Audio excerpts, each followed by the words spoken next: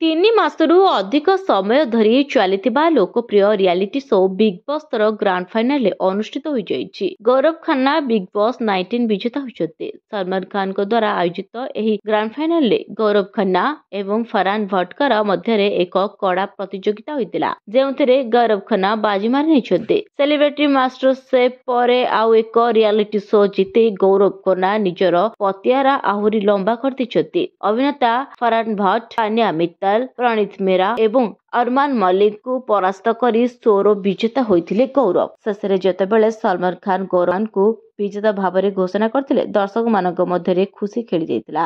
ଶାନ୍ତ ଆଚରଣ ଏବଂ ଅଶେଷ ଧୈର୍ଯ୍ୟ ପାଇଁ ଜଣାଶୁଣା ଗୌରବ ପ୍ରଶଂସକଙ୍କର ସୁଅ ଛୁଟିବାରେ ଲାଗିଛି। ବିଗ୍ ବସ୍ 19ର ବିଜେତା ହେବା ପରେ ଗୌରବ ଖାନ୍ନାଙ୍କୁ ସଲମାନ ଖାନ ଏକ ଟ୍ରଫି ପ୍ରଦାନ କରିଥିଲେ। ଶୋର ନିର୍ମାତାମାନେ ତାଙ୍କୁ 50 ଲକ୍ଷ ପୁରସ୍କାର ରାଶି ମଧ୍ୟ ପ୍ରଦାନ କରିଥିଲେ। ଫରହାନ ଭଟ୍ଟ ମଧ୍ୟ ବିଗ୍ ବସ୍ ସିଜନ 19ର ଶ୍ରେଷ୍ଠ ଦ୍ୱିତୀୟରେ ସ୍ଥାନ ପାଇଥିଲେ। ତଥାପି ସେ ମୁକୁଟ ଜିତି ପାରିନଥିଲେ ଏବଂ ଫାଇନାଲରେ ରନର ଅଫ୍ ହୋଇଥିଲେ। ସମସ୍ତ ସିଜନର ତାଙ୍କର ଉପସ୍ଥିତିକୁ ରୋମାଞ୍ଚକ କରିଥିଲା।